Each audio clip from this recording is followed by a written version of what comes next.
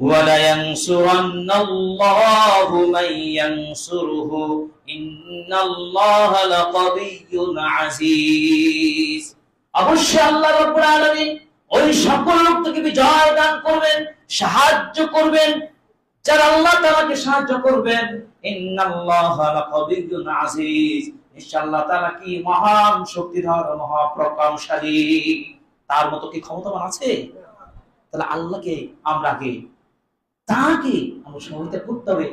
কি দিয়ে? টাকা দিয়ে না, পয়সা দিয়ে না, ঈমান এবং আমল দিয়ে, ধন ও মাল দিয়ে আপনি সংগ্রাম করবেন, দাওয়াতি কাজ করবেন। এটা হচ্ছে দ্বীনকে সাহায্য করা। الذين إن مكناهم في الأرض أقاموا الصلاة وآتوا الزكاة وآمروا بالمعروف ونهوا عن المنكر ولله عاقبة الأمور। আল্লাহ পাক বলছেন তাদের মধ্যে যাদেরকে জমিনে আল্লাহ তাআলা স্থান করে দিয়েছেন, জমিনে কি আমরা আছি না, খাই না, চলি না, আমাদেরকে আল্লাহ জীবন তরে গেছেন, জীবন দান করেছেন।